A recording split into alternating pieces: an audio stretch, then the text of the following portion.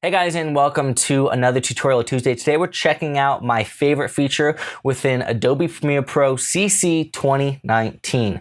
And that feature has to do with color curves. Check it out. Now that we're in Premiere Pro, if you click on the Curves tab, typically we'd have these curves that you could adjust and get a custom look based on what you want. However, they've added these hue saturation curves. If you want me to do an in-depth tutorial on what they all do, please let me know down below. But this right here is my favorite feature. It is called the Luma versus saturation curve. In order to understand how this curve works, let's take a step back and talk about LUT. When you apply a LUT or a filter to your video, you'll see that it adjusts everything about the image. Now you can go in and customize your LUT as much as you want, but this feature right here will allow you to push your LUTs and color grading to the next level. This clip is currently ungraded. If I apply my color grade that I currently have on it, this is what it looks like. Let's go back into the Curves tab and go down to the Luma versus Saturation to explain what this does. In a nutshell, the Luma versus Saturation curve adjusts the saturation of your highlights and shadows. I'm gonna have you pay attention to the highlights, so everything that is the sky currently.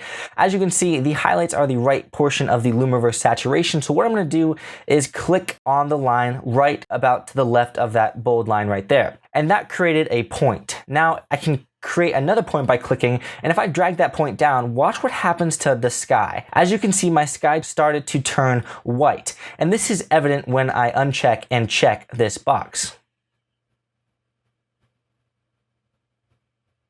You may have to play with this curve based on your own footage. Typically, I like to do this for the shadows as well. I found that the sweet spot is about halfway in between the two first bold lines. Sometimes I won't drag it all the way down. I'll drag it to the first line. You'll just have to play with your clip and see what looks the best. Why is this my favorite tool? Well, if you think about it, if we go back up to our color grade, we can start to manipulate our color grade and push it even more. As you can see, my highlights are now being preserved. I can start to get a really unique color grade. To show you this on another example, this is a really intense color grade. As you can see, I want to start paying attention to the shadows down here. Now this color grade is a cool color grade, as in it makes everything somewhat blue. But if I go to the Curves tab and head on down to the Luma versus Saturation, I'm gonna select the middle area between these two bold lines and then hit another point and drag that down. It might be hard to tell, but if I uncheck and recheck this,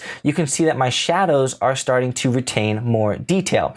And I'm gonna go down here and select my zoom to about 200% and go somewhere down on this overpass. So as you can see, if I uncheck this, you can see my shadows are really blue. And then if I check it, my shadows are less blue. So again, we can change our curvature of this line to get some different effects going on. So sometimes I like to add another point and drag that around and then see the difference. So now if we zoom back out on our entire image, you can see that our image is not altered, but we just altered the shadows of our image. This is really nice because we can also apply this to the sky. For example, if you don't know what the sky is or where it would fall on the Luma versus Saturation curve, hit the eyedropper tool and just select an area in the sky. As you can see, it's predominantly light, so it's gonna be on the right-hand side. And then we can start to manipulate these dots that have been created to get a custom Luma versus Saturation curve. As you can see, we just made the sky more saturated. So check this out. It's very hard to notice, so I highly recommend zooming into your project when you are doing this type of color grading so you can see what is going on. So in a nutshell, when you are color grading, try this technique out and it may change how you color grade. It's pretty awesome. I know I'm gonna use it every single time I color grade. All in all you have to do is desaturate your highlights and your shadows using the Luma versus Saturation curve, and your color grade will be more effective. If you guys learned something today, please let me know down in the comments below. Hit that like button, and if you're new, consider subscribing because I'll be making some more stuff in the future. I'll see you next time.